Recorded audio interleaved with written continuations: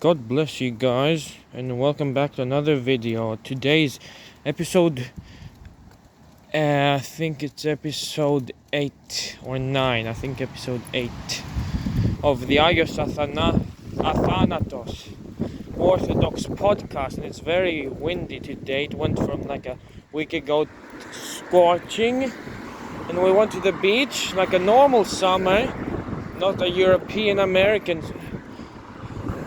winter, like a Christmas season. It was a normal Christmas season. It was hot, and a week ago even went to the beach, and now it slowly became thundery and even colder than most of our winter days here. It feels like Siberia, like a true winter. Last year was cold and miserable. This year it's even more cold and miserable. It feels like a proper winter. I have to wear this thing that's made for camping. That's how cold it is. But anyways, let's talk about, I want to say to everyone on my channel and everyone that's watching, Merry Christmas, and I hope you have a Happy New Year. So let's go. So I want to talk about Christmas and what it means, my Christmas message. So it's windy and cold, I know, but you have to just ignore the wind and the noise. Perfect place to walk and talk next to the road. Oh, now it's quiet, but anyways, just try to hear me. Yes, so basically what's happening is the Greek Orthodox Christmas, most Orthodox countries like Russia, Serbia,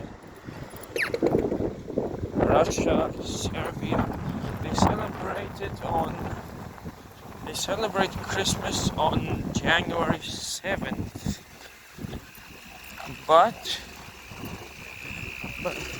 Greece, which the Mount Athos Church celebrates January 7th, but Greece is very Western, has the Catholic influence by Pope Gregory and the Gregorian calendar, which I don't really like, and the Mount Athos people there, the monks there, they didn't really like either, so they kept their old-fashioned, the Justinian the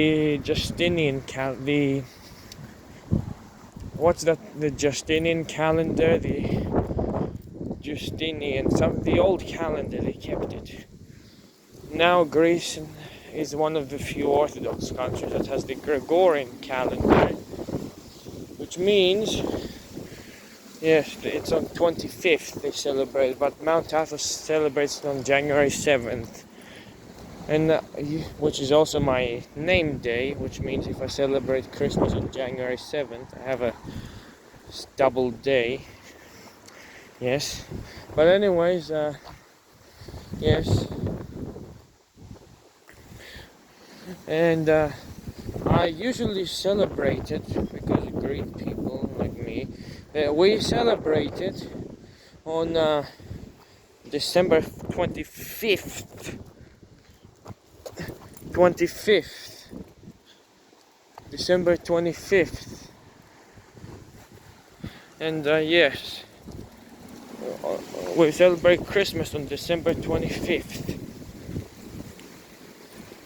But this year, since after my holidays in September, and this year, because I'm more spiritual and Orthodox and whatever, and I'm fasting, I want to pause my fasting journey, even though because I'm going to celebrate this year on January 7th. Yes, but pause it for January 25th, which is the Greek Christmas, to celebrate with the rest of my family, because unfortunately most people, Greek people, they don't celebrate it on January 7th.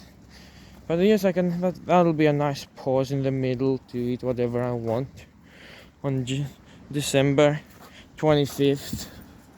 On December 25th. Yes.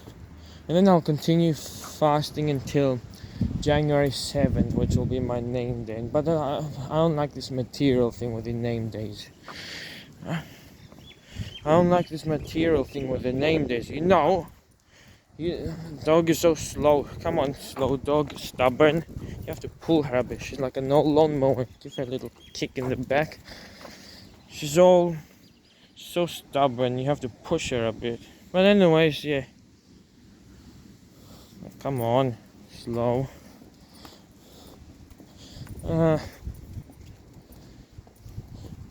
And yes, I will be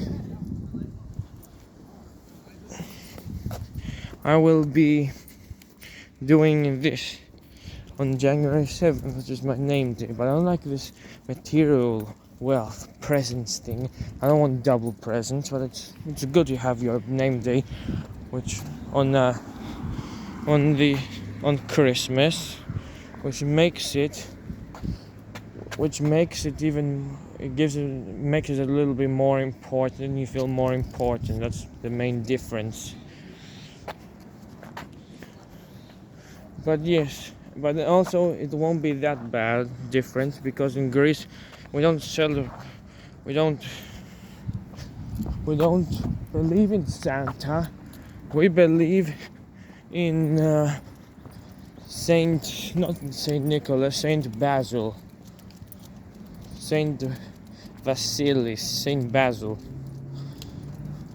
Most kids in Greece don't even know what Saint Nicholas, Santa Claus is. This is a made-up hoax, a fake thing that the Americans made up, Coca-Cola made up.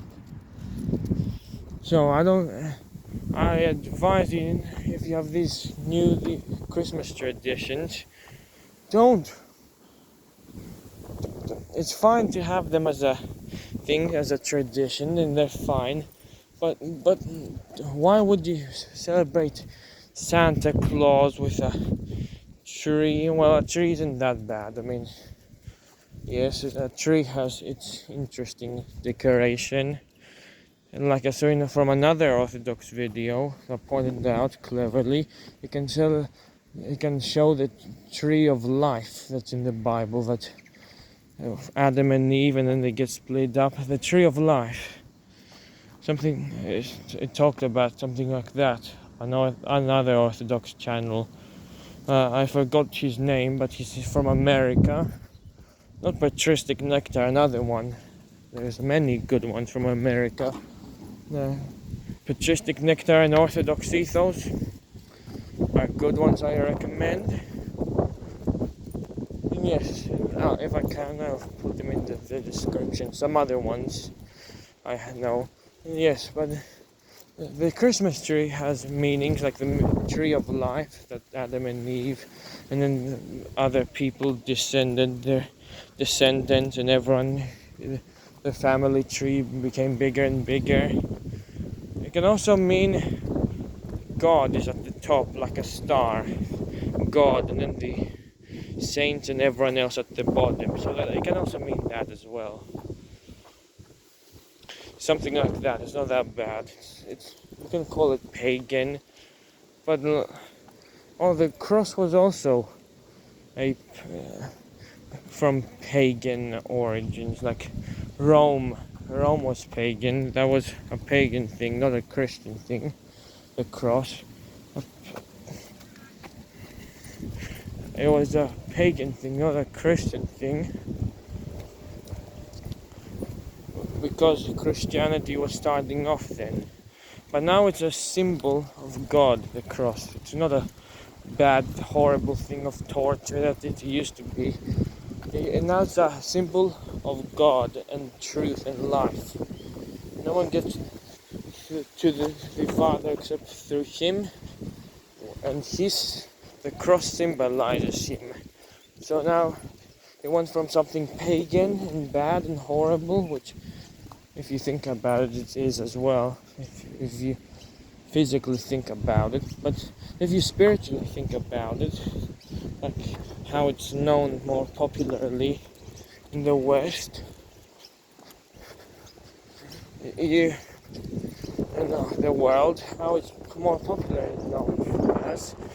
You can think about it as like most people think about it, as a new hope, the truth. It's not an instrument of torture, it's not torture or anything, no. But these days it shows the truth. It went from this pagan thing from Rome to the symbol of the whole Christian world. Yes. And also the Christmas tree has pagan origins. The Christmas tree has pagan origins, but it has other meanings, like the God at the top, and then the more important people go down and down and down, from more important to the less, from God, Mary, the apostles, and then it goes down and down and spreads down from top to bottom, like how God is at the top and it goes down through order, through how important people are in the order of things like that. So things like that. Also in Greece they don't have it. They have it, but it's a tradition. This tradition was, well, the Christmas tree 200 years ago when they got their Bavarian king, because England was influencing them, and they were influencing Bavaria, and they were influenced by Germany, England, and all of these countries, Russia, Austria, all of them. But England wanted a Bavarian king for Greece to influence them, and he introduced the Christmas tree 200 years ago there. And in the 1930s it became more popular in the 1930s. You can Google it, it's true. And then 1940s, 50s, but the tradition was just because it's a country by the sea. It was a little boat, like a little boat.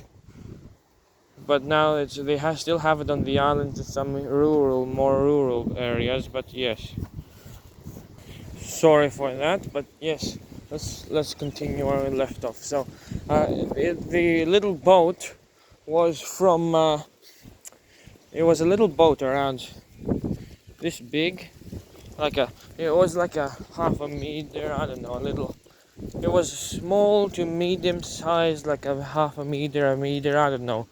It was not small, not big, kind of in between. It was basically a little wooden boat, a sailboat that you would decorate.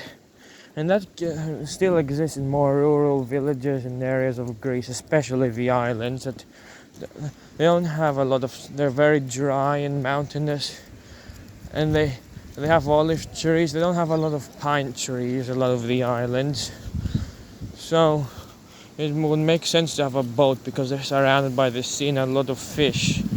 And that was the meaning of the boat, to give good luck to the fishermen. And Saint Nicholas, the Santa Claus we have today, was the saint of the sea and fishing, I think.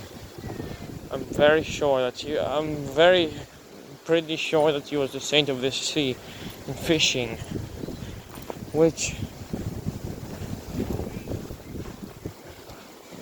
yes, and that's where Santa Claus comes from. But Saint Basil is the real Santa Claus.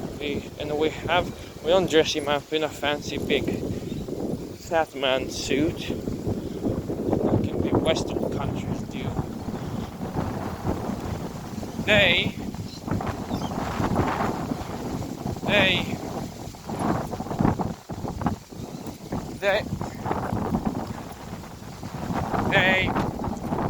have the saint, or the original saint, in his saint suit. In the suit that's the saint.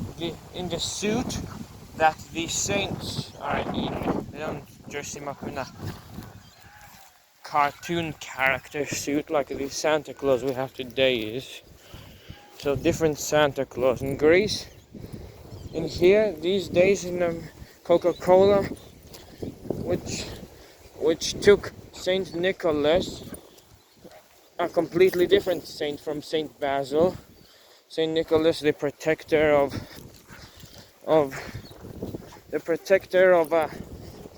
the sea and fishing. He's a lot different than Saint Basil, because Saint Basil was a different one. And yes, Saint Basil, they have him in his saint's suit, in the uniform, and they're very pure Orthodox in Greece. They don't have this commercial Coca-Cola rubbish that we have here. Fun and everything, but at the end of the day you have to stick to your traditions. Unfortunately, America, Australia and other countries have ignored that. Yes. And Saint Nicholas, the original Santa Claus, I think he flew through the sky, or he was some kind of angel or spirit protecting the people in the sailboats. I think he flew through the sky. That's where the thing came from, maybe, their sleigh tradition. But yes, he was in like a star, I think, as a protector of the sailboats and the sail fishermen. And he flew through the sky as an angel or a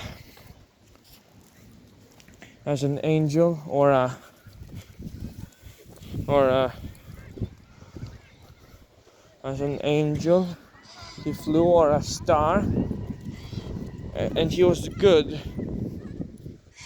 But he was a lot different, and then they changed him. He was already different from the original Greek Santa Claus, which was Saint Basil. They also changed him, Greece kept him in his original suit, Saint Basil. They used a different one, Saint Nicholas, and they not only used a different saint, they also changed him to be in a big fat man suit. And now he looks nothing like the original Santa Claus.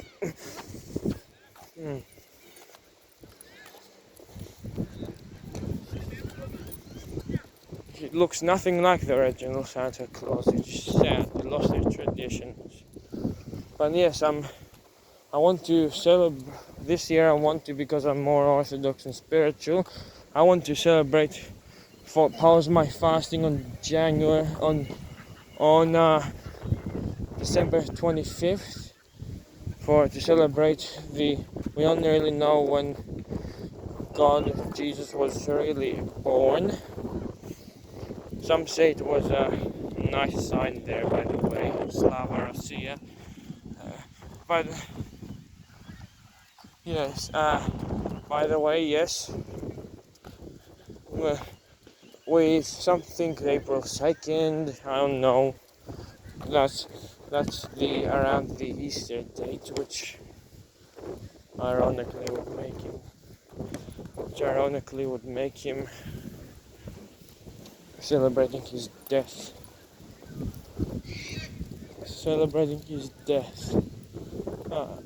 Instead of his birth. But I don't think it's that time, but no one really knows. I think it's more like January 7th.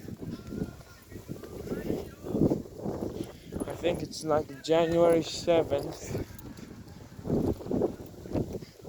Like the old calendar says. But, oh look, God is there.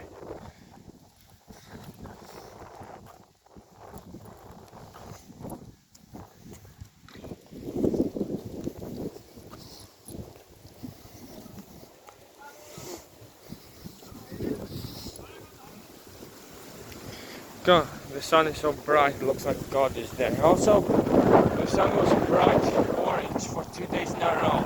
2 days ago in the evening, and yesterday evening at the other park I usually go to.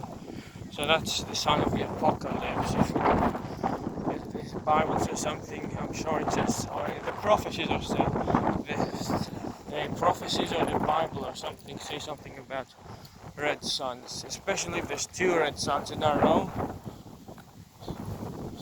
big is happening. The second coming is coming, which, yes, we should take that as a sign. But anyways, yes. And also, kids traditionally open presents on January 1st, on New Year's Eve in Greece. So unlike in the Western countries like here, that we lost our traditions, in Greece and other Orthodox countries maybe, also name days are a thing in other Orthodox countries, I think, like Russia and Serbia. They have Slavas in Serbia.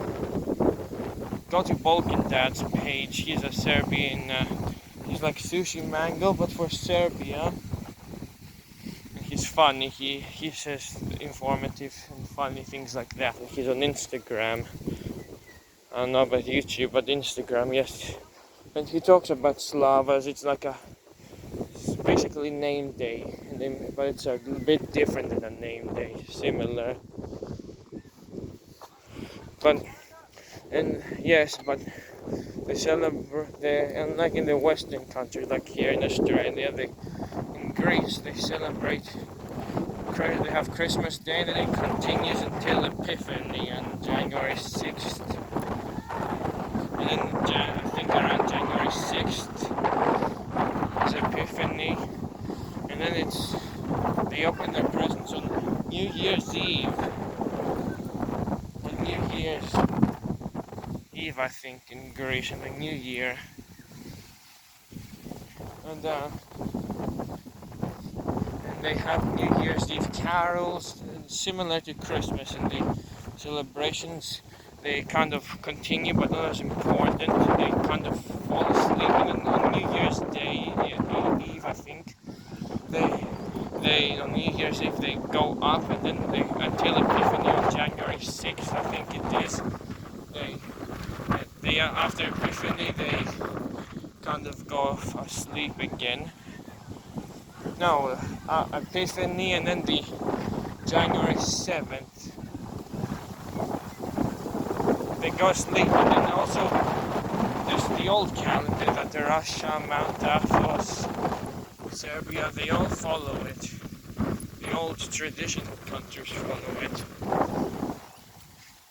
Yes, the Julian calendar. I found the name, the Julian calendar. And which is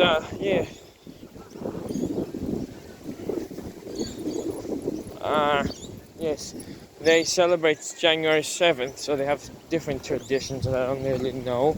I'm used to this Gregorian calendar, the Catholic one.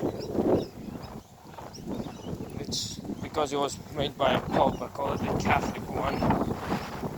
Yeah, but anyways, yes. So it doesn't matter though if you're Orthodox and you celebrate with the Catholic Pope calendar.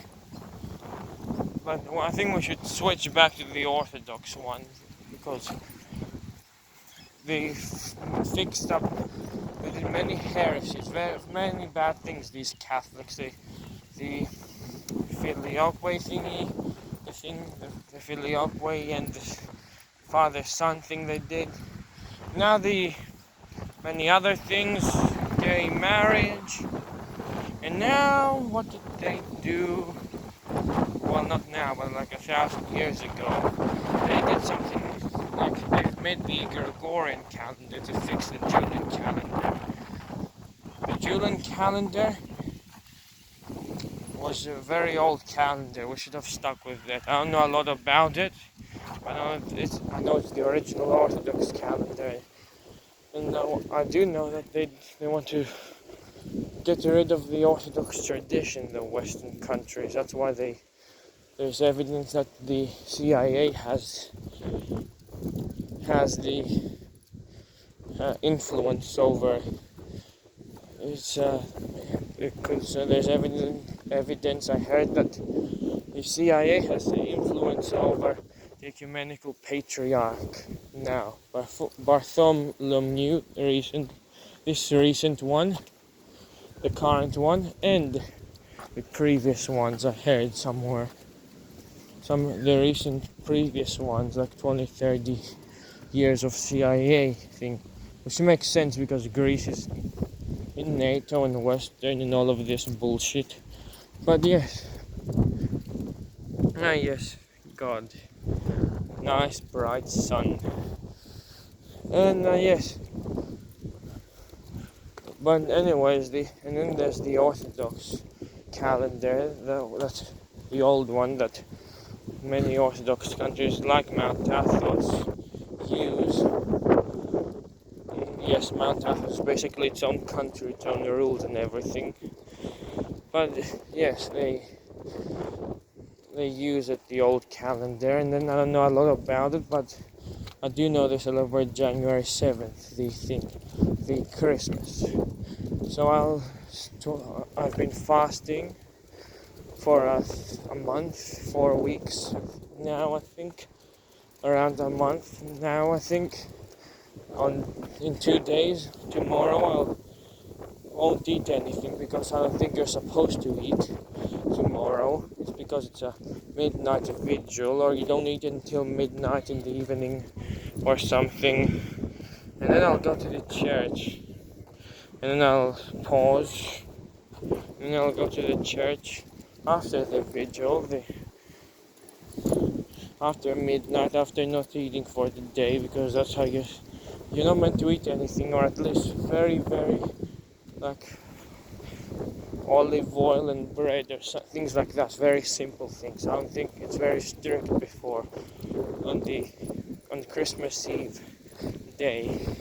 And on Christmas Eve night, on the night, they have a vigil, so I'll go to that. A prayer service on midnight, and it's a special one. I'll try to go to it. And on Christmas Day, because it's on January the 7th, I'll unpause my fasting after I celebrate with my family that doesn't do fasting, doesn't want to celebrate on January 7th, because most people that aren't Russian or Serbian, or they don't use, most people in Greece or from Greece use the Gregorian calendar. So yes, I'll just pause to eat with them and everything like that, and then unpause and do strict fasting again, or according to the church. And also, yes, I have been losing weight with this fasting thing,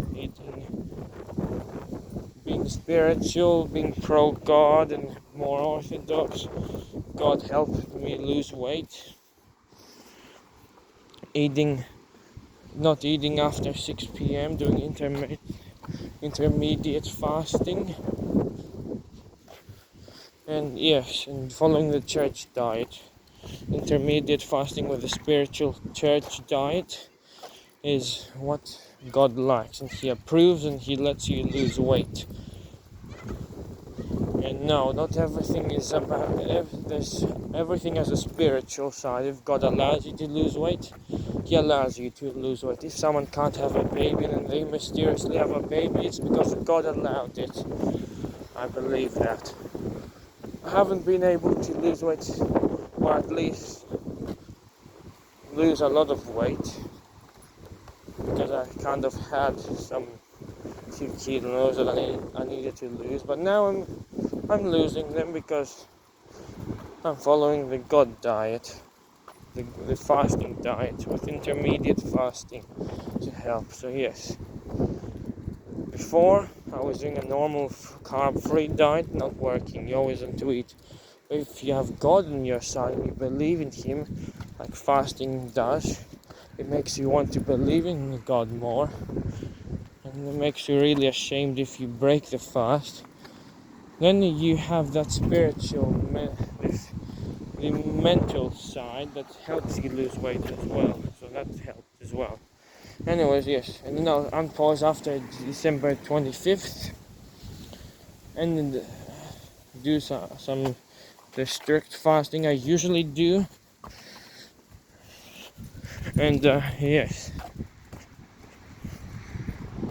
until January 7th, when I I'll open my presents on January 1st, but then have a little feast on January 7th to commemorate, to celebrate with a little feast, like a little barbecue or something, January 7th, Christmas. And now after all this talk, blah blah blah and talking, I would like to finally say sorry for the noise, but I want to thank you for listening as far as this and not skipping the video, and I want to thank you for listening until now. And I want to say a final word that we don't know when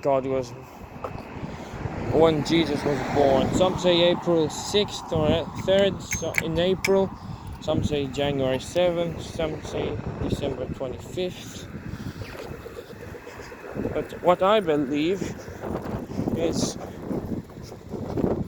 he was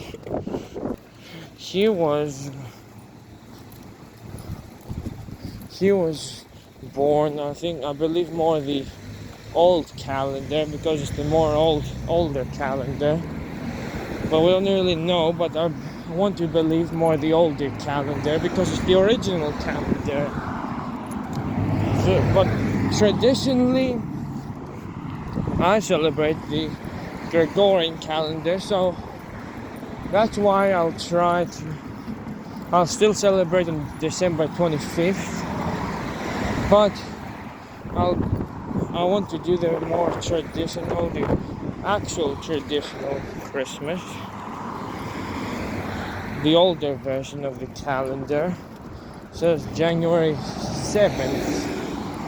That's why I'll go and celebrate, and I'll do fast until January 7th after it's December 25th. And yes, God was we need to care for our neighbors.